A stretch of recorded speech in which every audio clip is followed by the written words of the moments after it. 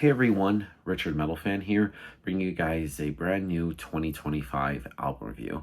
And today we're going to be talking about one of my most anticipated albums for this year, and one album I'm really looking forward to.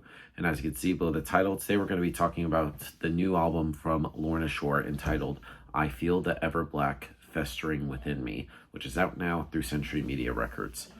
Now, for those of you who aren't familiar with Lorna, they're a deathcore band based out of New Jersey.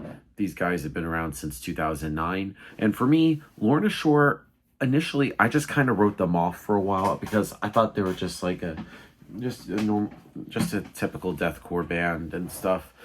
But then it wasn't until probably around 2018 or 2019 when I really heard their album that came out, or the first singles was from their 2020 album, Immortal, and I was like, whoa, what is this? And it wasn't until 2021 when they released their And I Returned to Nothing, this EP, and that was really what made Lorna blew them up and skyrocketed, and now they're pretty much a big fucking band, and they're selling out bigger arenas and stuff and venues and stuff.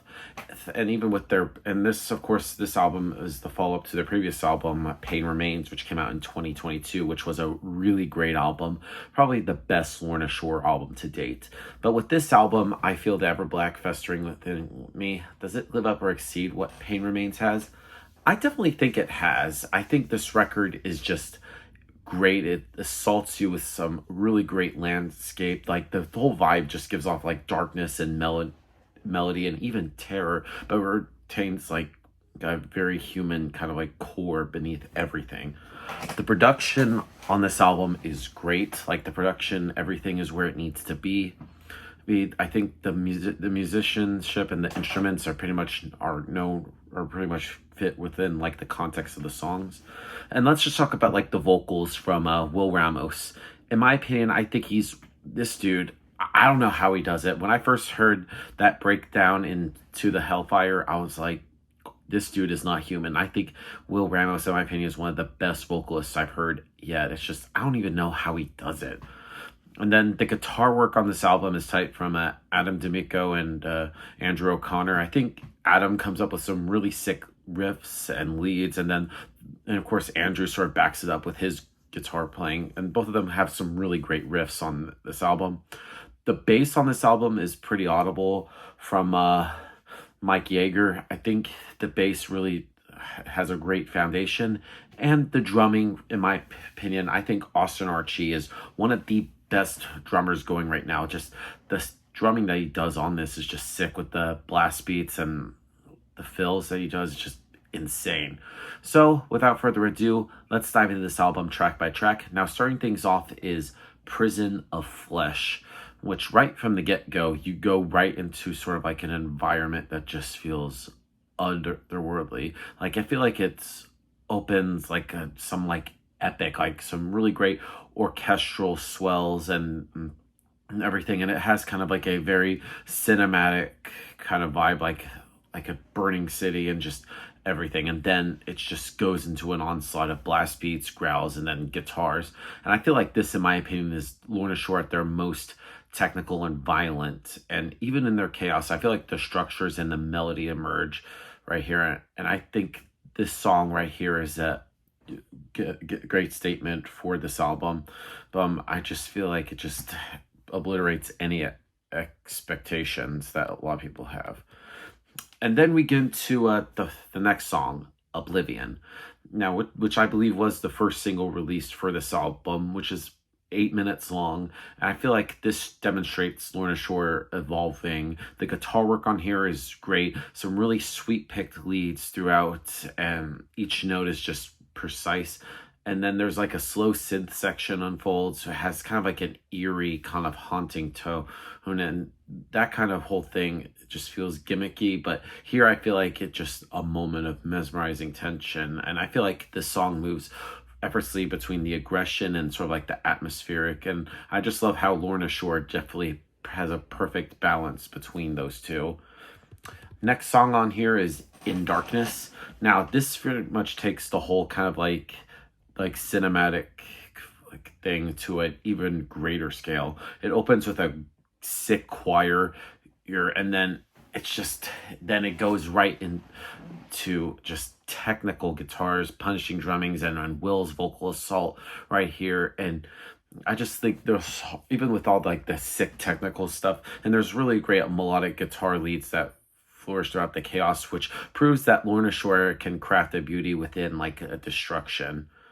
And then we get to the next song, Unbreakable. Now, Unbreakable, when I heard this song, I think this song almost has a little bit of like anthemic kind of vibe, especially in like the chorus here. And then, but it really just goes right into like that sick breakdown. It just punches you right in the face. I think it's a really good song. Now, then we get to Glenwood. Now, Glenwood, in my opinion, is one of the standout tracks from this album. Will's vocals are really great on here, and it has a very raw emotional weight with him screaming like, "Can we go back to how we used to be and take me home? This pain is all I know," which just gives you kind of like a tortured kind of vibe. And the guitars really go well with the vocals. It just really delivers well, and then the solos that deliver right here are both technically brilliant and just very melodic. And the music here doesn't punish. It reaches out, demanding like emotional chaos and everything. Next song on the album is called Lionheart. Now, this song starts off with a really great symphonic kind of power behind it. Has some orchestral swells and aggressive vocals intertwining to create a great momentum. And I feel like this song is just like a battle cry.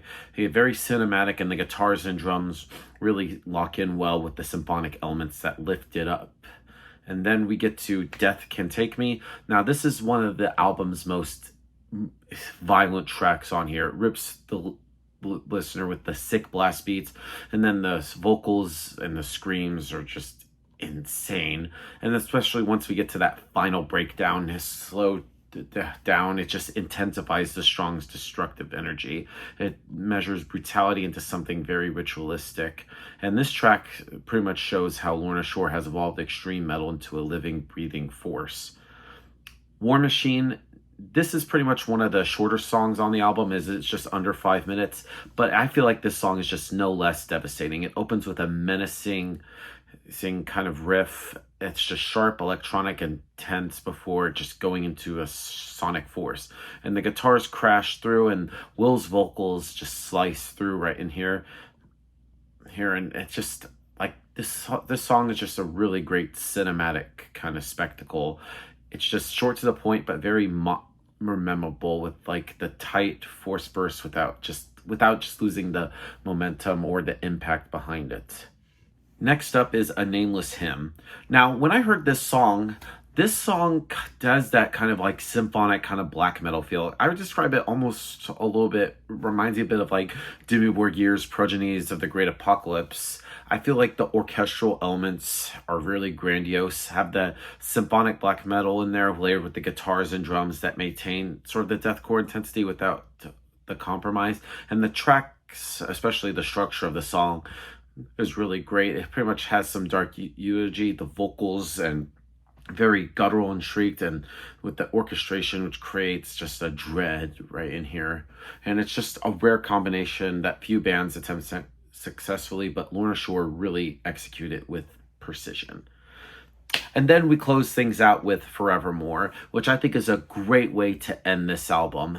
This song begins with an eerie kind of atmospheric delicacy, and then the keys come in and some strings, which kind of greatly just lead in, and then some non-lyric vocalizations come right in, and the track builds, and then there's a choir that emerges and some swell orchestral parts in there, and then it's just layered with the full-on blast beats and guttural vocals, and just even with all the chaos, there's that underlying melody. It's just never lost within the brutality, and the guitars soar and the symphonic elements rise and recede, and then the vocals just go right in there. And I just think it's a great way to end this album. Now, overall, I feel the Everblack Festering Within Me by Lorna Shore, really great album. I think they definitely followed up Pain Remains to the T.